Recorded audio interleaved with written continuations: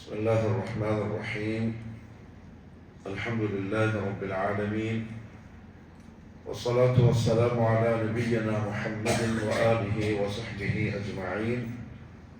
أما بعد، رب اشرح لي صدري ويسر لي أمري واحلل عقدة من لساني يفقهوا قولي.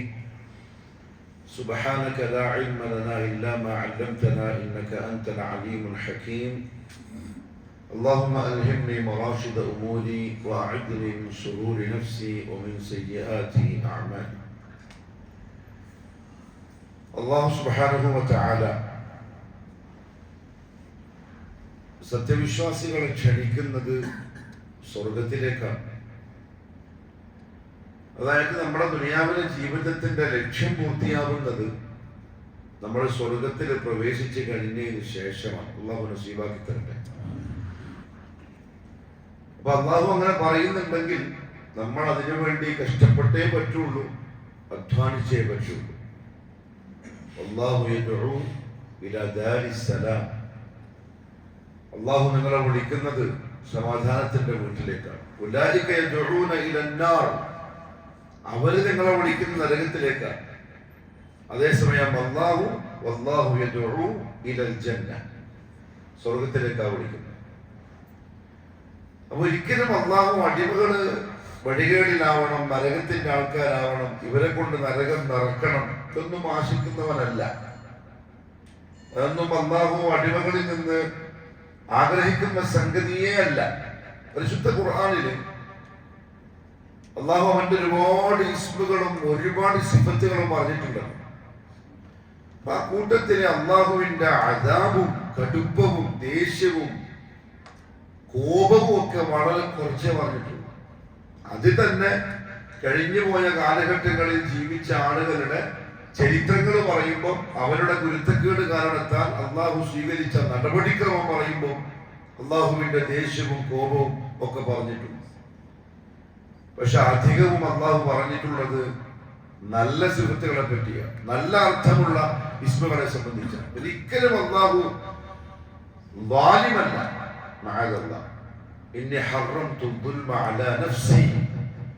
ഞാൻ ദുൽമിനെ എന്റെ നഫ്സിനെ ഹറാമാക്കിയിട്ടുണ്ടെന്ന് അള്ളാഹു പറഞ്ഞതാണ്. പക്ഷെ പ്രിയപ്പെട്ടവരെ, ഈ സ്വർഗത്തിലേക്കുള്ള വഴി അത്ര എളുപ്പമല്ല. അത് ഇച്ചിരി കഷ്ടപ്പെട്ട് പ്രയാസപ്പെട്ട് വളരെ ശ്രദ്ധയോടെ ക്ഷമയോടുകൂടി നടന്നു പോകേണ്ട വഴിയാണ്. കുറെ സഹിക്കേണ്ടി വരും, എന്തൊക്കെയോ ഒഴിവാക്കേണ്ടി വരും, ഒരുപാട് ത്യജിക്കേണ്ടി വരും. ശാരീരികമായി, മാനസികമായി, സാമ്പത്തികമായി, കുടുംബപരമായി, സാമൂഹികമായി പ്രഭുത്വം പോകാൻ പറ്റില്ല.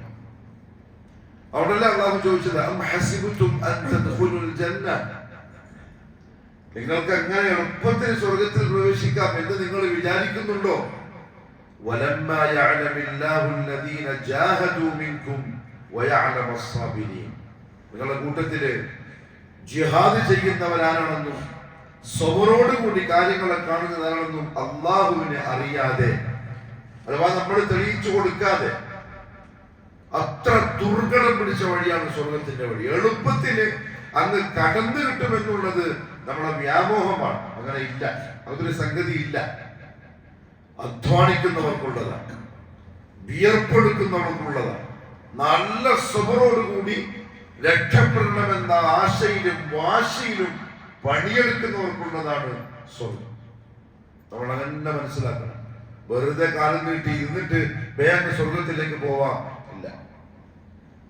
അങ്ങനെയാണെങ്കിൽ ഈ സഹാബാക്കളൊക്കെ ഇതെല്ലാം ത്യജിച്ചതും സഹിച്ചതും എത്ര അനുഭവിച്ചതും വെറുതെ ആയിപ്പോയി. അതൊക്കെ വെറും കഥകളായിട്ടൊക്കെ പോയി പോകൂലേ?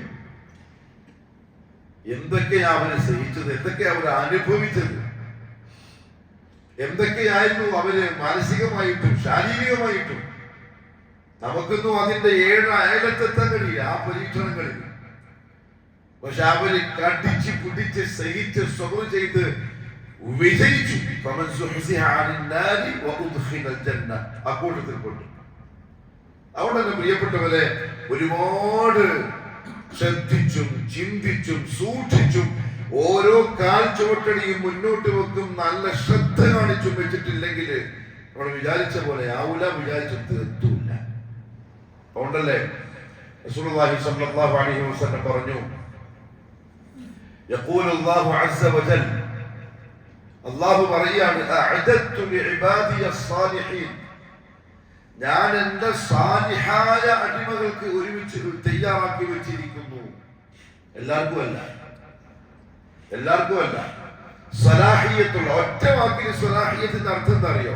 ക്വാളിറ്റി അല്ലെങ്കിൽ ക്വാളിഫിക്കേഷൻ, അർഹത. അതാണ് സലാഹിയത്ത്. ഡിക്ഷണറി അടിച്ച് നോക്കി. സലാഹിയത്ത്, ഒരു കമ്പനിയിലേക്ക് ഒരാളെ ജോലിക്ക് എടുക്കുകയാണ്. അപ്പൊ ആദ്യം ആ കമ്പനിന്റെ മുദീർ നോക്കുക, ഇവന്റെ സലാഹിയത്ത് എന്താണെന്നാ ചോദിക്കുക. ഇവിടെ ജോലി ചെയ്യാനുള്ള അർഹത എന്താണ്? പറഞ്ഞ വാക്കിന് അർത്ഥം എന്താ? ഞാൻ എന്റെ അർഹതയുള്ള അടിമകൾക്ക് ഒരുക്കി വെച്ചിട്ടുണ്ട്. ഒരു കണ്ണും കണ്ടിട്ടില്ലാത്ത സ്വർഗ്ഗം, ഒരു ചെവിയും കേട്ടിട്ടില്ലാത്ത സ്വർഗ്ഗം, ഒരാൾക്ക് സങ്കല്പിക്കാൻ കഴിയാത്ത അത്ര മനോഹരമായ സങ്കേതം ഞാൻ എന്റെ അർഹതയുള്ള അടിമകൾക്ക് ഒരുക്കി വെച്ചിട്ടുണ്ട്. അർഹതപ്പെട്ടവർക്ക് മാത്രം. എന്നിട്ട് മുഹമ്മദ് സല്ലല്ലാഹു അലൈഹി വസല്ലം പറഞ്ഞു, ഇഖ്റഉ മാ ശിഅ്തും, വേണമെങ്കിൽ ഇതിന്റെ കൂടെ നിങ്ങൾ ഈ ആയത്ത് കൂടി ഒന്ന് ഓതിക്കോ. ഫലാ തഅലമു നഫ്സും മാ ഉഖ്ഫിയ ലഹും മിൻ ഖുർറത്തി അഅ്യുൻ, ഞാൻ കണ്ണിന് കുളിർമ നൽകുന്ന എന്തൊക്കെയാണ് ആളുകൾക്ക് വേണ്ടി ഒളിപ്പിച്ചു വെച്ചിരിക്കുന്നത് എന്നൊരാൾക്കും അറിയൂല. ജസാഅൻ ബിമാ കാനൂ യഅമലൂൻ, വെറുതെ ഒരു നഫ്സിനും അറിയാത്തല്ല, എന്താണോ അവരാ തട്ടിക്കൊണ്ട് ചെയ്തത് അതിന്റെ കൂലിയായിട്ട് ഞാൻ വെച്ചിരിക്കുന്ന സ്വർഗം ആർക്കും അറിയില്ല. നിങ്ങൾക്ക് ചിന്തിക്കാൻ കഴിയില്ല, സങ്കല്പിക്കാൻ കഴിയില്ല. അത്ര മനോഹരമാണ്. വേണമെങ്കിൽ പണിയെടുത്തോളൂ. വെറുതെ ഇരുന്നിട്ട് സ്വർഗം ചോദിച്ചാൽ അത് തരുന്ന പരിപാടിയില്ല. അം ഹസിബതും മൻ തദ്ഖുലുൽ ജന്ന വലമ്മാ യഅതികും മസലുൽ ലദീന ഖലൗ മിൻ ഖബ്ലികും, നിങ്ങൾക്ക് മുമ്പ് കഴിഞ്ഞു പോയതിനെ പറ്റി നിങ്ങൾ വായിക്കണം, പഠിക്കണം, മനസ്സിലാക്കണം. അവർക്കൊന്നും വരാത്തത് വരാതെ വളരെ സുഗമമായി പോവാം എന്ന് നിങ്ങൾ വിചാരിക്കുന്നുണ്ടോ? പറ്റൂല. എല്ലാം കഴിഞ്ഞതിന് ശേഷം എത്താൻ പറ്റും.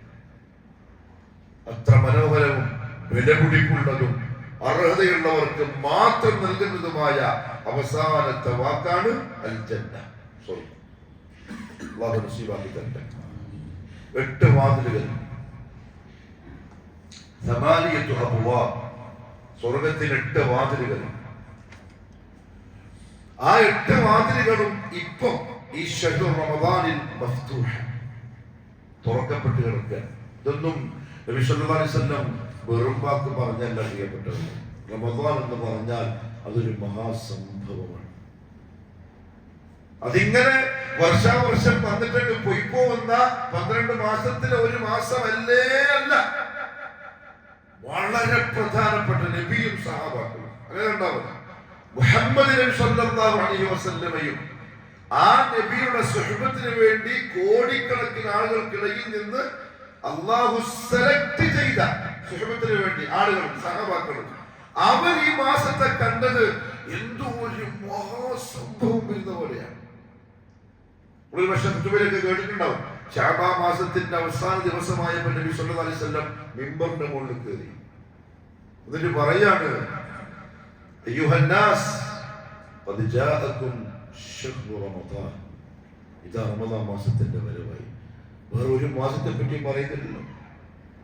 ഹജ്ജ് പോലെ, ദുൽഹിജ്ജ പോലെ എല്ലാ ഉമ്മഹാത്തുൽ ഇബാദകളെല്ലാം സമ്മേളിക്കുന്ന മാസത്തിൽ പോലും അങ്ങനത്തെ വർത്താനം ഉണ്ടായില്ല. ഇതാ റമദാൻ വരാൻ പോവാൻ നിർത്തുന്നില്ല.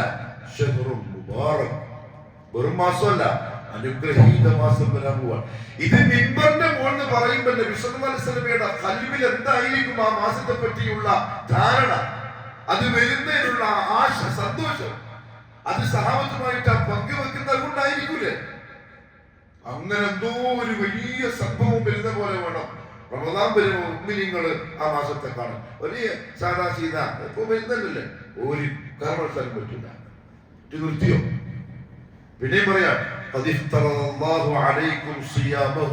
ഒരു മാസം കേട്ടോ അള്ളാഹു നിങ്ങൾക്ക് നോമ്പ് നിർബന്ധമാക്കാൻ സെലക്ട് ചെയ്ത മാസമാണ് വരാൻ പോകുന്നത്. റസൂൽ പറയുമ്പോൾ തങ്ങളുടെ മനസ്സിൽ ആ മാസത്തിന് കൊടുത്തൊരു പ്രാധാന്യം അത് നമുക്ക് ഊഹിച്ചെടുത്തൂടെ. പിന്നെ നിർത്തുന്നില്ല. സ്വർഗത്തിന്റെ വാതിലെല്ലാം തുറന്നിട്ടിട്ടാണ് ഈ മാസം വരുന്നത്. നരകത്തിന്റെ വാതിലെല്ലാം അടച്ച് പൂർണ്ണമായ ഖൈറും ബറക്കത്തും കൊണ്ട് മാത്രമാണ് ഈ മാസം വരാൻ പോകുന്നത്.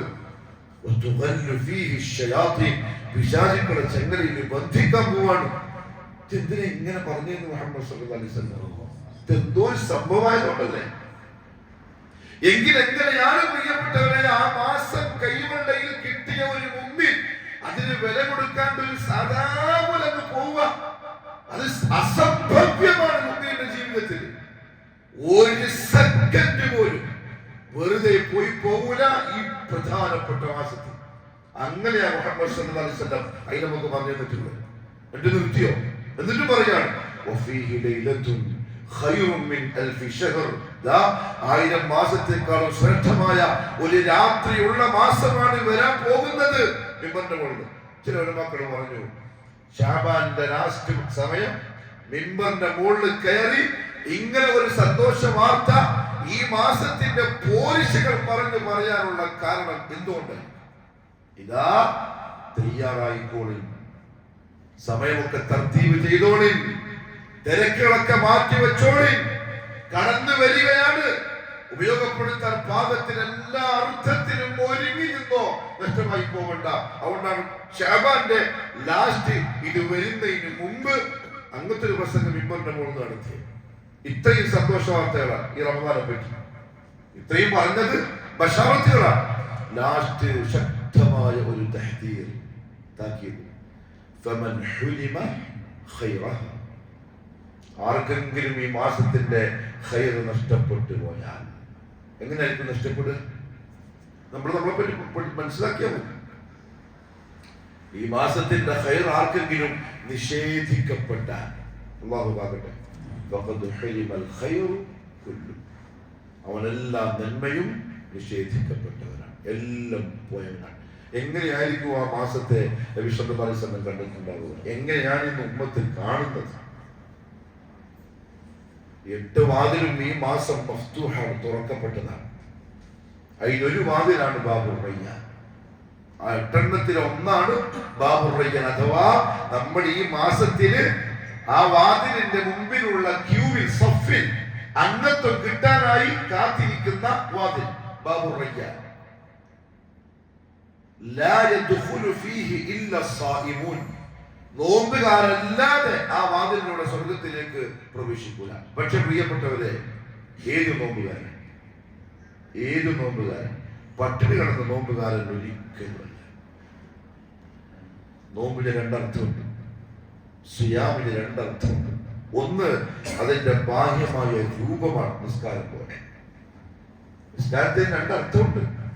ഒന്ന്, തക്ബീറത്തുൽ ഇഹ്റാം കൊണ്ട് തുടങ്ങി സലാം കൊണ്ട് അവസാനിക്കുന്ന ചില ബാഹ്യ പ്രകടനങ്ങൾ, നൃത്തം, റുകൂഅ്, ഇഅ്തിദാൽ, സുജൂദ്, ജുലൂസ്, ഇതെല്ലാം അടങ്ങിയ ഒരു ബാഹ്യ രൂപമുണ്ട് നിസ്കാരത്തിന്.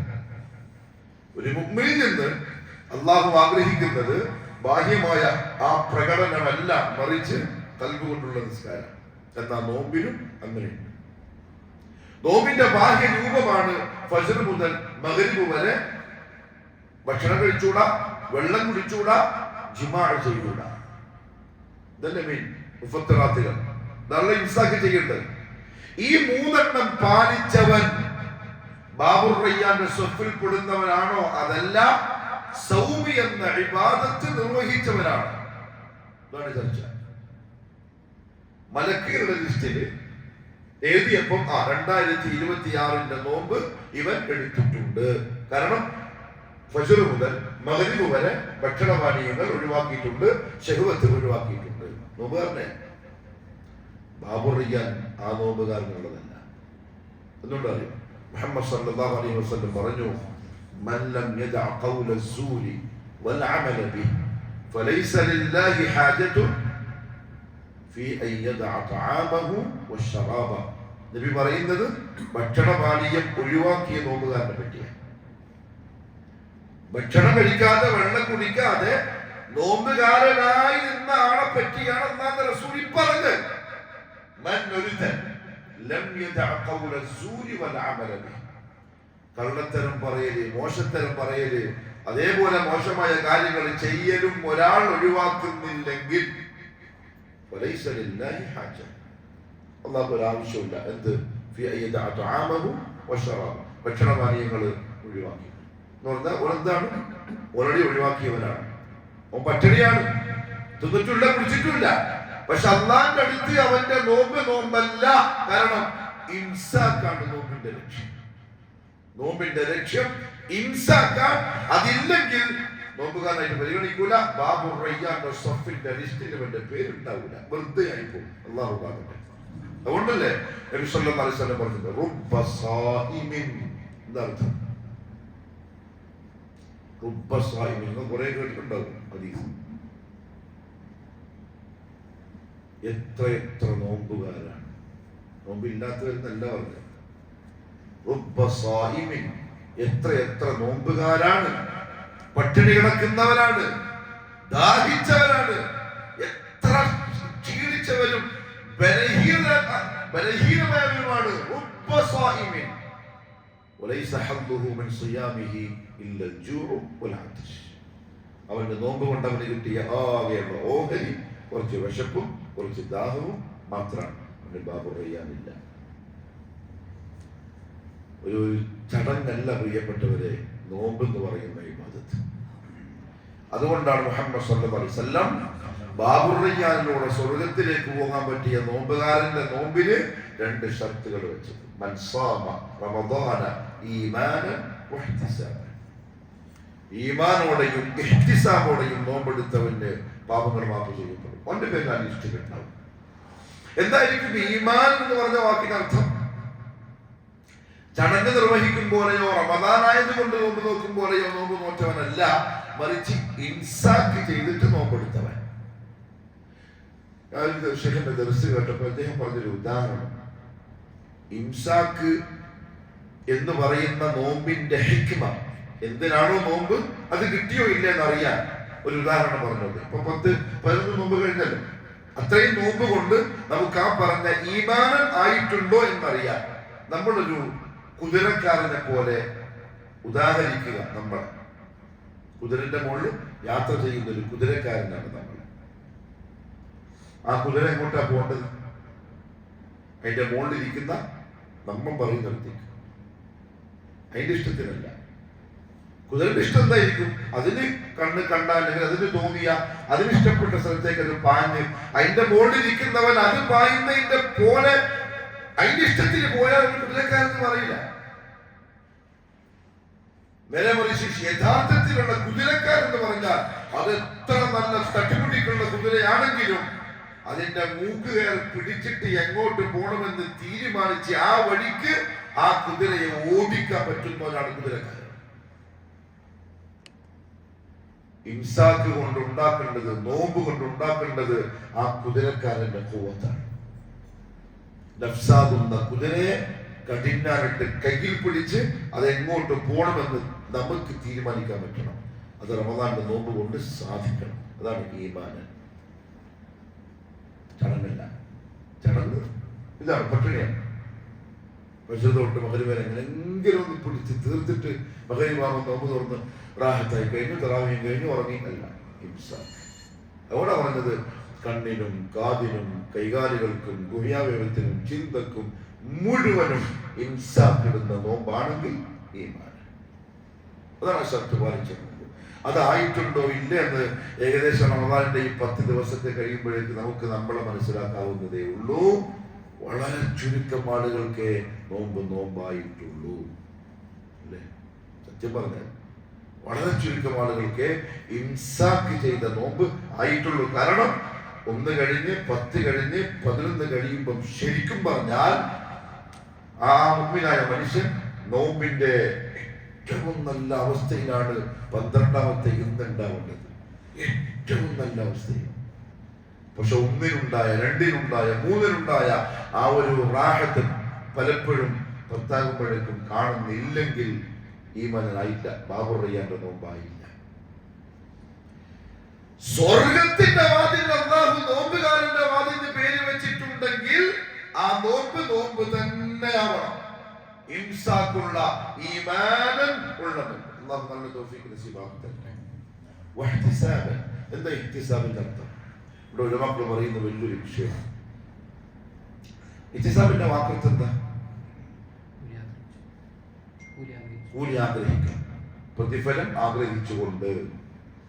ഈ ആഗ്രഹം വരണമെങ്കിൽ ആദ്യം വേണ്ടെന്നറിയും, കൂലി തരുന്നവനെ പറ്റിയുള്ള ഖദറാണ്. ആര് തരുന്ന കൂലിയാണ് ആഗ്രഹിക്കേണ്ടത്. അതിനനുസരിച്ചുണ്ടാവും നോമ്പുകാരന്റെ നോമ്പും അവൻ ചെയ്യുന്ന ഇബാദത്തും അവന്റെ മനസ്സും ഇംസാക്കും എല്ലാം. നമ്മൾ സാധാരണ ഓതുന്നില്ല, മാ ഖദറുല്ലാഹ ഹഖ്ഖ ഖദ്രിഹി. അല്ലാഹുവിനെ നിങ്ങൾ വിലകൽപ്പിക്കേണ്ട പോലെ അവർ വിലകൽപ്പിച്ചില്ല. അതെ, ഒരു സാഹിബ് ഈ നോമ്പിന്റെ കൂലി ഞാൻ കൊടുത്തോളാം എന്ന് പറഞ്ഞ അല്ലാഹുവിന് ഖദർ കൽപ്പിച്ചവനാണെങ്കിൽ അവൻ ആ നോമ്പിന്റെ ഓരോ ദിവസം കഴിയുന്തോറും എത്രത്തോളം അത്ഭുതമാകാൻ പറ്റുമായിട്ടുണ്ടാവും. കാരണം ആ റബ്ബ് തരുന്ന കൂലി എന്താണോ നീ അറിയില്ല, പക്ഷെ ഒരു മഹാകൂലി ആയിരിക്കും എന്നുറപ്പുണ്ട്.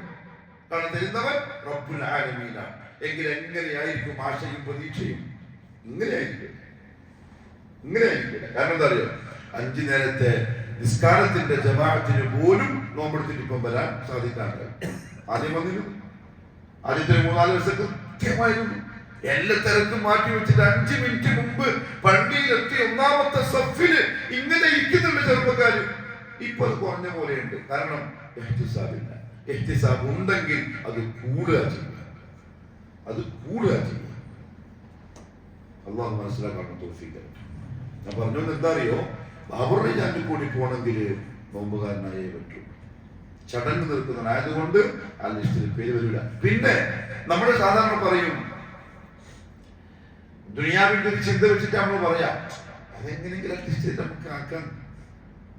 ഇങ്ങനെ ഉണ്ടല്ലോ, തള്ളിവിടുന്നു.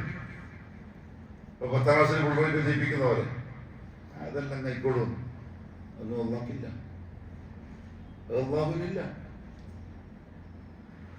لا يظلم الله شيئا. ഒരാളോടും അല്ലാഹു ദുൽമ കാണിക്കൂല. നമ്മളെ ആരെങ്കിലും തട്ടുമുട്ടി വിട്ടാല് അത് മറ്റൊരാളുള്ള ദുൽമല്ലേ. ആദിനായ റബ്ബ് അങ്ങനെ ചെയ്യും. ജസാഅൻ ബിമാ കാനൂ യഅമലൂൻ വജൂഹുൻ യൗമഇദിൻ നാഇമ ലിസ്സഅയിഹാ റാദിയ. ചില മുഖങ്ങൾ പ്രകാശിക്കും. അതിന്റെ കാരണം ലിസ്സഅയിഹ, ആ മുഖത്തിന്റെ അധ്വാനത്തിനനുസരിച്ചുള്ള പ്രകാശമായിരിക്കും. അതുകൊണ്ട് ഈമാനൻ വഹ്തിസാബൻ. ഇനി അങ്ങോട്ട് അത് പരിശോധിച്ച് അങ്ങനെ ആയിട്ടുണ്ടോ ഇല്ല എന്നൊക്കെ ചിന്തിക്കേണ്ട ദിവസമാണ്.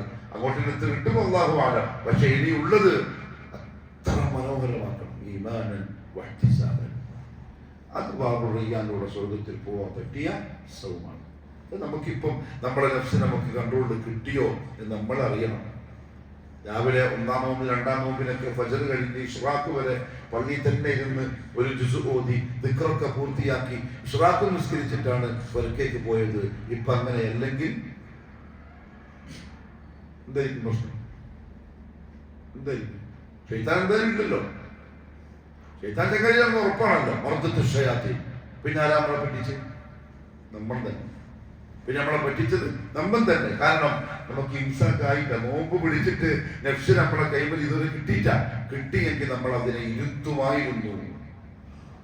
ആദ്യ ദിവസം വരുന്നതിനേക്കാളും അധികം 10ാം ദിവസം ഇരുന്നോതുമായിരുന്നു. ഇല്ലേ? ശരിക്കും പറഞ്ഞാൽ ഇഹ്തിസാബോട് കൂടിയാണ് നമ്മൾ നോമ്പെടുത്തതെങ്കിൽ ആദ്യ ദിവസം ഒരു ജുസു ഓതിയെങ്കിൽ 10 കഴിയുമ്പോഴേക്ക് ഇന്നൊരു ദിവസം 3 ജുസു ഓതേണ്ട സമയമായില്ലേ? ശരിക്കും പറഞ്ഞാൽ ഷഹ്റുൽ ഖുർആൻ കൂടിയല്ലേ ഈ മാസം. നമുക്ക് സാധിക്കാത്തത് എന്താണ്? നമ്മളെ കണ്ടോളം കിട്ടിയില്ല. പക്ഷെ സഹാബത്ത് അങ്ങനെ ആയിരുന്നു. അവരെ ഏറ്റവും നല്ല നോമ്പും ഏറ്റവും അധികം അധ്വാനിച്ചതും 29ാമത്തെ അല്ലെങ്കിൽ 30ാമത്തെ നോമ്പിലായിരുന്നു. കാരണം അങ്ങനെയാണല്ലോ നോമ്പിന്റെ പോക്ക്. ദിവസം കഴിയുന്നവർ പോലീസ് കൂടുതലല്ലേ, തയ്യാറല്ലോ. അല്ലാഹു പറഞ്ഞിരിക്കും, നിങ്ങൾക്കൊക്കെ അമൽ ചെയ്യാനുള്ള തൗഫീഖ് നസീബാക്കി തരട്ടെ. പറഞ്ഞു വന്നൊരു സ്വർഗത്തിന്റെ 8 വാതിലുകളുടെ ഒന്ന് ഈ പറഞ്ഞ ബാബു റയ്യാനാണ്. രണ്ടാമത്തെ ഒരു വാതിലിന്റെ പേര് എല്ലാം പറയുന്നില്ല, നിർത്തമാണ്, പ്രധാനപ്പെട്ടത് പറയാൻ പറ്റും. രണ്ടാമത്തെ ഒരു വാതിലിന്റെ പേര് ബാബുൽ ഐമൻ, ഒരു വലതു ഭാഗത്തുള്ള വാദം. ഞാൻ 3 വാതിലെ പറയുന്നുള്ളൂ, പ്രധാനപ്പെട്ട അത് വലതു ഭാഗത്തുള്ളതാണ്. ബാബുൽ ഐമൻ ഷഫാഅത്തിന്റെ ഹദീസ്, തൊവീലാണ് ഹദീസ്, അതിന്റെ ഒരു ഭാഗം.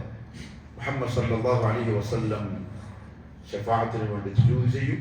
അങ്ങനെ അള്ളാഹു വിളിക്കും, ഷഫാഅത്ത് സ്വീകരിക്കും. എന്നിട്ട് പറയും, യാ മുഹമ്മദ് അദ്ഖിൽ മിൻ ഉമ്മതിക്, നിങ്ങളുടെ ഉമ്മത്തിന്റെ കൂട്ടത്തിൽ നിന്നും ചിലരെ നിങ്ങൾ സ്വർഗത്തിലേക്ക് പ്രവേശിപ്പിച്ചോളൂ. മൻ ലാ ഹിസാബ അലൈഹി, അവരാരാണ്? അവർക്ക് ഹിസാബില്ല, അങ്ങനെയുള്ളവരെ പ്രവേശിപ്പിച്ചോളൂ. മിൻ ബാബിൽ ഐമൻ, ബാബുൽ ഐമനിലൂടെ സ്വർഗത്തിലേക്ക് പ്രവേശിപ്പിച്ചോളൂ. അപ്പൊ ബാബുൽ ഐമൻ ഒരു പ്രത്യേകതയുണ്ട്, അത് ഗ്രീൻ ചാനലാണ്, VVIPകൾക്കുള്ള ഗേറ്റാണ് ബാബുൽ ഐമൻ. നമ്മൾ എതിരെ പോകാൻ ആഗ്രഹിക്കുന്നത്, ശരിക്കും പറഞ്ഞ നമ്മളിങ്ങനെ ആഗ്രഹിക്കുന്നത്, മറ്റേ ഹദീസ് പറയാം, ചാട്ടവാറിന്റെ പിടി വെക്കാനുള്ള സ്ഥലമെങ്കിലും കിട്ടിയെങ്കിൽ അത് ആഗ്രഹിക്കുന്നുണ്ട്. ബാബുൽ ഐമൻ ആഗ്രഹിച്ചിട്ട് ഇതെന്ത് കിട്ടിയാൽ അൽഹംദുലില്ലാഹ്. എന്തുകൊണ്ടാണെന്നറിയാം? ആ സഫിൽ നമ്മൾ മുമ്പിൽ നിൽക്കുന്ന ചില ആളുകളുണ്ട്, അവരാണെന്നറിയും. അവരെ താരിഖ് എന്ന് വായിച്ചോളൂ.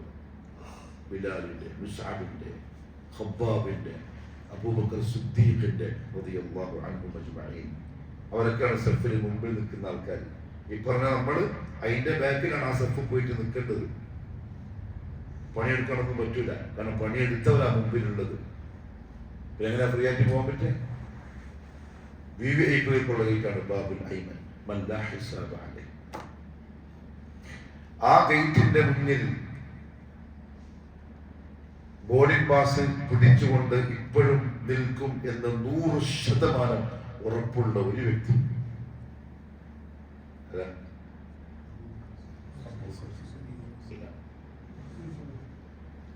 ബാബുൽ ഐമന്റെ മുമ്പിൽ ഫസ്റ്റ് മൂപ്പർ ഉണ്ടാവുന്ന കാര്യത്തിൽ ഒരു സംശയം ഇല്ല.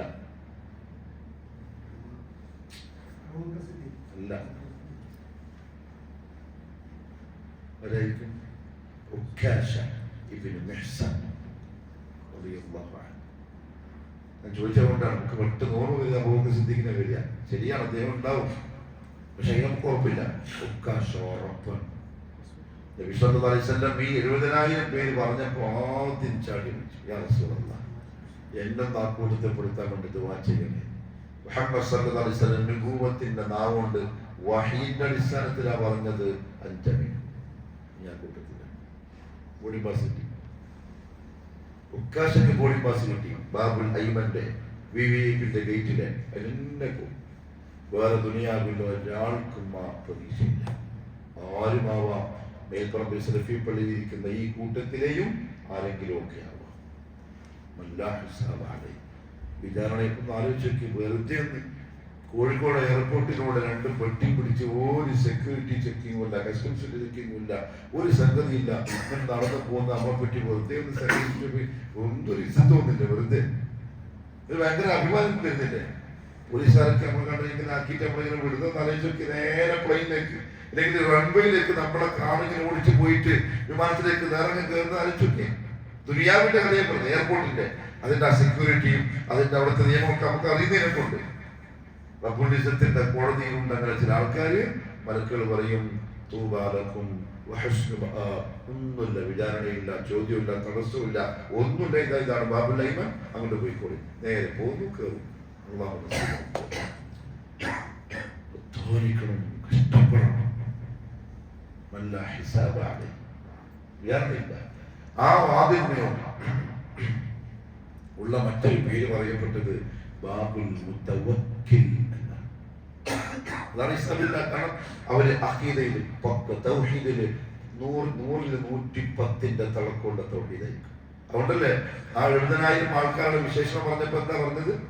തീ കൊണ്ട് ചികിത്സിക്കൂല, പിന്നെ റുഖിയ ചെയ്യാൻ ആവശ്യപ്പെടൂല, പിന്നെ ഈ മറ്റേ നോക്കൂല, ഏത് വല യതതയ്യറൂൻ, പക്ഷിശാസ്ത്രം നോക്കുക, മറ്റേ എന്തായാലും പറയാ കുറ്റടിക്കുമ്പോൾ നോക്കുന്നത് ശകലം നോക്കുക, പിന്നെ കുറ്റടിക്കുമ്പോൾ നോക്കുന്നില്ലേ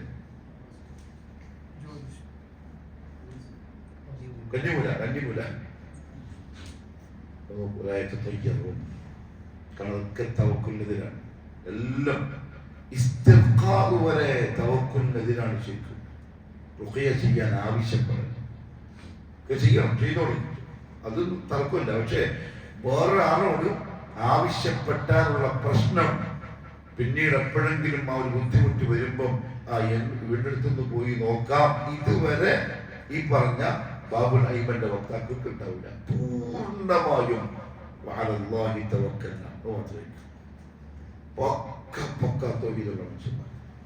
ബാബുൽ ഐമൻ. മൂന്നാമത്തെ ഒരു വാതിലുണ്ട്. ആ വാതിലിന്റെ പേരെന്തറിയും? ബാബുൽ വാലിദ്. സ്വർഗത്തിന്റെ വാതിലിന്റെ പേരാണ് ബാബുൽ വാലിദ്. മുഹമ്മദ് സല്ലല്ലാഹു അലൈഹി വസല്ലം തങ്ങൾ പറഞ്ഞു, അൽ വാലിദു ഔസതു അബ്വാബിൽ ജന്ന. സ്വർഗത്തിന്റെ 8 വാതിലിലെ നടുക്ക് നിൽക്കുന്ന വാതിലിന്റെ പേരാണ് ബാബുൽ വാലിദ്. എന്താ വാലിദിന്റെ അർത്ഥം? ഉപ്പ, നമ്മുടെ ഉപ്പ. അപ്പൊ ഉമ്മയോ? ഉമ്മ സ്വർഗമാണ്, വാതിലല്ല. ഉമ്മ സ്വർഗമാണ്. ആ സ്വർഗം ജീവനോടെ ഉണ്ടെങ്കിൽ നെഞ്ചിന്റെ അടുത്ത് എടുത്ത് വെച്ചിട്ട് ശ്രദ്ധിച്ച് സൂക്ഷിച്ച് വെച്ചോളെ. മരിച്ചു പോയെങ്കിൽ കുരുത്തക്കേടൊന്നുമില്ല, സന്തോഷത്തിന്റെ ഉമ്മ പോയതെങ്കിൽ പ്രതീക്ഷ വെച്ചോളി. കുരുത്തക്കേടും വാങ്ങിയിട്ടാ പോയതെങ്കിൽ പ്രിയപ്പെട്ടവരെ സ്വർഗം നഷ്ടം. മുഅ്മിനീങ്ങളെ സ്വർഗം നഷ്ടമാണ്. ഉമ്മ എന്ന സ്വർഗം പോയത് നമ്മളോട് നമുക്ക് കുരുത്തക്കേട് തന്നിട്ടാണെങ്കിൽ നമ്മളെ സ്വർഗം നഷ്ടമാവും. ഒരു സംശയവും വേണ്ട, കിട്ടൂല, അല്ലാഹു പ്രവേശിപ്പിക്കൂല. എന്താ കാര്യം അറിയാം? യുബസ്സറൂനഹു യവദ്ദുൽ മുജ്രിം ലൗ യഫ്തദി മിൻ അദാബി യൗമിഇദിൻ ബിബനി വസാഹിബതിഹി വഅഖി വഫസീലതിഹി അല്ലതി തുവി വമൻ ഫിൽ അർദി ജമീഅൻ സുമ്മ യുൻജി. സൂറ മആരിജ്. യവദ്ദുൽ മുജ്രിം, തോന്നിവാസികൾ ആഗ്രഹിക്കും, ലൗ യഫ്തദി, ഫിദിയ കൊടുക്കാൻ എന്ന് പറഞ്ഞാൽ പ്രായശ്ചിത്തം കൊടുക്കുക. അതായത് എന്തെങ്കിലും അങ്ങോട്ട് കൊടുത്തിട്ട് സ്വന്തത്തിനെ രക്ഷപ്പെടുത്താൻ. ആരൊക്കെ കൊടുക്കും? പിന്നെ അദാബി യൗമിഇദിൻ, ആ ദിവസത്തെ അദാബിൽ നിന്ന് രക്ഷപ്പെടുത്താൻ. ബിബനി, ആരെ? മക്കളെ കൊടുക്കാൻ തയ്യാറാണ് അവിടെ. ഇന്നിപ്പോ 5 മണിക്ക് പുലക്കെത്തുന്ന മോൾ 5:30 പുലക്കെത്തിയിട്ടില്ലെങ്കിൽ ചോദിക്കും. 6 മണിയായിട്ട് എത്തിയിട്ടെങ്കിൽ ഭ്രാന്തമാരെ പോരാൻ പോലും, പ്രത്യേകിച്ച് പെൺകുട്ടിയാണെങ്കിൽ. അവിടെ എന്താ വന്ന പറഞ്ഞറിയോ? ബിബനി, എടുത്തിട്ടോളി, എന്നെ രക്ഷപ്പെടുത്തിയാൽ മതി. പിന്നെ പെണ്ണ്, നമ്മളെ ഭാര്യ, കൂടപ്പുറപ്പ്, അവൻ അഭയം നൽകുന്ന അവന്റെ കുടുംബം. നമുക്ക് സമാധാനമല്ലേ കുടുംബം എന്ന് പറഞ്ഞാൽ? അവരെ പിടിച്ചോളാൻ പറയും. ഭൂമിയിലുള്ള സർവ്വരെയും പിടിച്ചോളി, പിന്നെ എന്നെ രക്ഷപ്പെടുത്തിയാൽ മതി. ഇതിലാരില്ല, പേമ്മയില്ല. പറഞ്ഞതറിയോ? അവിടെ എങ്ങാനും എന്റെ ഉപ്പാനെയും ഉമ്മാനെയും കൂടി പിടിച്ചോ എന്ന് പറഞ്ഞെങ്കിൽ അവൻ ആദ്യം നരകത്തിലേക്ക് കയറിയപ്പോഴും. കാരണം ഉപ്പയുമ്മയും ഫിദിയ കൊടുക്കാൻ പറ്റിയതല്ല, നരകത്തിൽ നിന്ന് രക്ഷപ്പെടാനുള്ള വഴിയാണ് ഉപ്പയുമ്മയും. ആൾപ്പേര് കൊടുക്കാറുള്ളതല്ല. ദുനിയാവിൽ ജീവിക്കുമ്പോൾ അവരെ കൊണ്ട് നരകത്തിന്റെ വാതിൽ അടപ്പിക്കാൻ പറ്റുമെങ്കിൽ അത് ചെയ്യുന്നു. ഉമ്മ സ്വർഗ, അതിന്റെ വാതിലാണ് ഉപ്പ. നമുക്കെല്ലാം ഉമ്മാനെ വലിയ വില ഉണ്ടാവും. എന്നാൽ ഉപ്പയോ? ഉപ്പാനോട് ദേഷ്യം പിടിക്കും, ഉപ്പാനെ കലങ്ങും, ഉപ്പാനെ ദേഷ്യം പിടിച്ച് നോക്കും. നമുക്ക് മനസ്സിലായിട്ട് ഉപ്പാനെന്ന് മനസ്സിലായില്ല. അല്ലാഹു റസൂൽ പറഞ്ഞു സല്ലല്ലാഹു അലൈഹി വസല്ലം, ഫഇൻ ശിഅ്ത ഫഅതിഅ ദാലിക അൽബാബ്, വേണമെങ്കിൽ ആ വാതില് ആടെ ഉറപ്പിച്ചു വെച്ചോ, അല്ലെങ്കിൽ അതിനങ്ങ് നീ പിന്നെ എടുത്ത് കളഞ്ഞോ, ഒഴിവാക്കി കളഞ്ഞോ. വഇൻ ശിഅ്ത ഇഹ്ഫദ്ഹു, അല്ലെങ്കിൽ അതിനങ്ങ് ഉറപ്പിച്ചു വെച്ചോ. എന്തായാലും ഒരു വാതിലിന്റെ പേര് ബാബുൽ വാലിദ. സ്വർഗത്തിന്റെ നടുക്കുള്ള വാതിലാണ്. ഉപ്പയിലൂടെ പറ്റുള്ളൂ സ്വർഗത്തിലെത്താൻ. ഈ 2 പേരിൽ ആരെയെങ്കിലും വെറുപ്പിച്ചിട്ടുണ്ടെങ്കിൽ പ്രിയപ്പെട്ട മുഅ്മിനീങ്ങളെ, സ്വർഗം തൽക്കാലം നമുക്ക് മറക്കാം, പറ്റൂല. وقضى ربك ألا تعبدوا إلا إياه وبالوالدين إحسانا. തൗഹീദ് ഖദാ ആദം നബിയുടെ കാലം തൊട്ട് അതേപോലെ ഖദാ ചെയ്യപ്പെട്ടിരിക്കുന്നു. വബിൽ വാലിദൈനി ഇഹ്സാന, മാതാപിതാക്കളോടുള്ളത്. റമദാനാണ്, പ്രശ്നങ്ങളുണ്ട്. നമ്മൾ മനുഷ്യന്മാരല്ലേ, പോയിട്ട് കാണണം, നല്ല രണ്ട് വർത്താനം പറയണം, ഹദിയ കൊടുക്കണം, സന്തോഷിപ്പിക്കണം, മാപ്പ് ചോദിക്കണം, പൊരുത്തപ്പെടിപ്പിക്കണം. കാരണം ഇവർ രണ്ടും എപ്പോഴാണ് പോവാന്ന് പറയാൻ കഴിയില്ല. പോയതാണെങ്കിലോ പുതിയ നമുക്ക് കിട്ടൂല. ബാക്കി ദുനിയാവിൽ എന്തും പുതിയ കിട്ടും. ഈ രണ്ടെണ്ണം പോയാ പോയ ബാബുൽ വാലിദ്, ലോകത്തിന്റെ മറ്റൊരു വാതിലിന്റെ പേരാണ്. ഞാൻ 3 സൂചിപ്പിച്ചു എന്ന് മാത്രം, ബാക്കി 5 ഉണ്ട്. ഇൻഷാ അല്ലാഹ് നിങ്ങൾ പരിശോധിച്ച് നോക്കിക്കോളെ. പറഞ്ഞത് വെറുതെ കേട്ടു പോവാനല്ല, ആ സ്വർഗത്തിൽ പ്രവേശിക്കണം. ആ വാതിലുകൾ നമ്മുടെ മുന്നിൽ തുറക്കപ്പെടണം. ഒന്നുകൂടെ പറയട്ടെ, ഈ 8 വാതിലിൽ കൂടിയും ഒരാളുണ്ട്. അതബൂബക്കർ സിദ്ദീഖ്. ഇതെല്ലാം പറഞ്ഞപ്പോൾ അദ്ദേഹം ചോദിച്ചു, യാ റസൂലല്ലാഹി സ്വല്ലല്ലാഹു അലൈഹി വസല്ലം, ഓരോ വാതിലും ഓരോ അതിന്റെ ആൾക്കാരെ വിളിക്കുന്നു പറഞ്ഞല്ലോ, എന്നാൽ ആരെങ്കിലും ഒരാളെ ഈ വാതിലുകൾ മുഴുവനും ഒരുമിച്ച് വിളിക്കുമോ? നബി സല്ലല്ലാഹു അലൈഹി വസല്ലം പറഞ്ഞു, ബലാ, തീർച്ചയായും വിളിക്കും. വഅർജു അൻ തകൂന മിൻഹു, നീ ആ കൂട്ടത്തിലാണ് എന്ന് ഞാൻ വിചാരിക്കുന്നു. വിചാരിക്കുന്നത് ആ കൂട്ടത്തിലാണ്. അബൂബക്കർ സിദ്ദീഖ് റളിയല്ലാഹു അൻഹു. അല്ലാഹു എന്നെ നിങ്ങളെയും രക്ഷപ്പെടുത്തി തരട്ടെ. ഇനിയുള്ള ദിവസങ്ങളൊക്കെ നല്ല ലക്ഷ്യബോധത്തോടെ, നല്ല ഉണർവോടെ പണിയെടുത്ത് ഉപയോഗപ്പെടുത്തി ലക്ഷ്യത്തിലെത്താൻ അല്ലാഹു വഴികൾ എളുപ്പമാക്കി وآخر دعوانا أن الحمد لله رب العالمين.